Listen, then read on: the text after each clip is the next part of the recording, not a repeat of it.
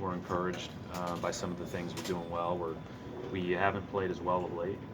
Part of that is I think we've had a good stretch of tough games here. A lot of games on the road.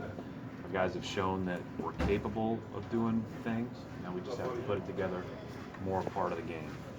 We haven't played a 48-minute game yet. Coach, you've done a great job in Boston for your whole coaching career here in the NBA. Different groups of people, different types of teams. Do you ever think about ever going back to college when you watch college basketball? No, I wouldn't say that I think about going back. I really enjoy the NBA game. I enjoy the NBA level. I've said many times, there's pros and cons to both. But I also recognize that I'm really lucky to coach in one of the best places in the world and for one of the best organizations in the world. So, this is my hope and goal would be all centered around what we can accomplish here. You like having your summers? I like the summers. Brett, Theis played 7 minutes the other night. Would you have a conversation with him about why you removed him, or is it just?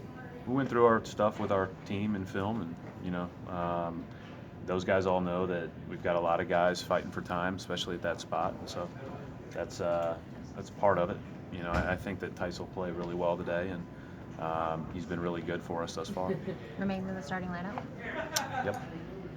I know you're focused on your group, Brad, but in general, what have you thought of RJ Barrett here with the Knicks?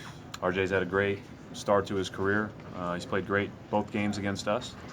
When I first saw him in person, the first time I saw him in person, at least that I can remember, maybe I saw him in the summer league, but up close here was third game of the season, and his body, physicality, skill level all ready for the NBA. And I think that that's pretty unique for a wing in the league.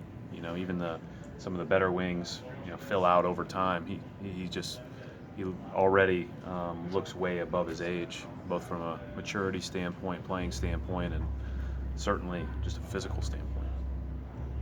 It's been over a year since the league put in a lot of those grabbing rules, the points of emphasis last year. Do you feel like the big men are still learning how to deal with those rules?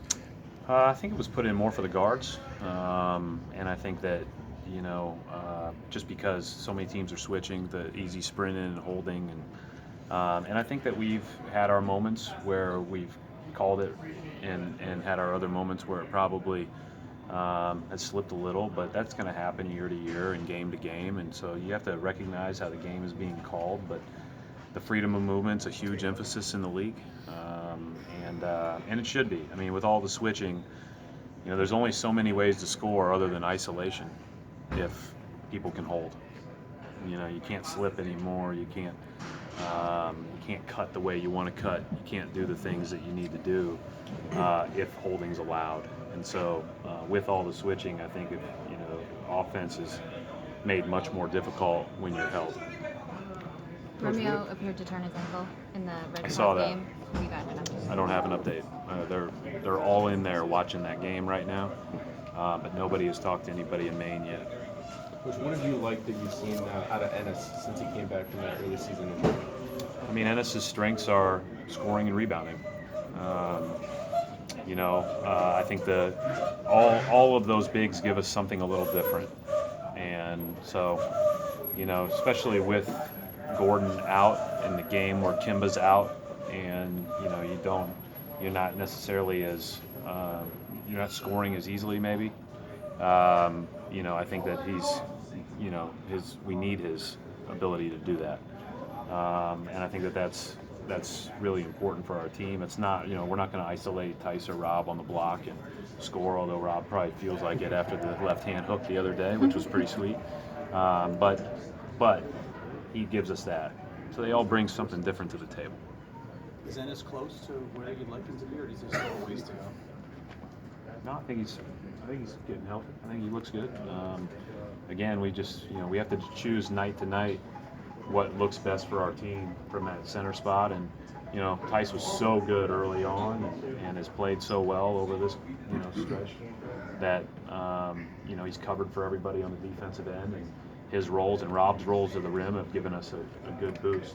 But there are games where Ennis is scoring and rebounding assess it. How Right. big were those 2 buckets for Rob? Because the one from the free throw line was his furthest field goal in an NBA game by 5 feet. I mean, he's worked hard on that stuff. You know, it's obviously not a shot that we're seeking early in the clock, but they were so far off of him. You know, I thought we could have shot a few more jump shots in our bigs as a whole. It's part of what we showed on film the other day, and you know, we need Theis to shoot a couple a game to keep the defense honest. And so it was good to see Rob knock one down. Rob's worked really hard on his skill. You know, he's not going to be a high volume jump shooter yet, though. Right.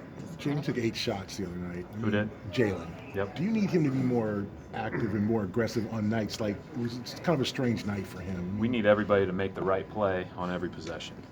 There's always a right play to be made. If that means you shoot 8 times, great. If that means you shoot 30 times, great.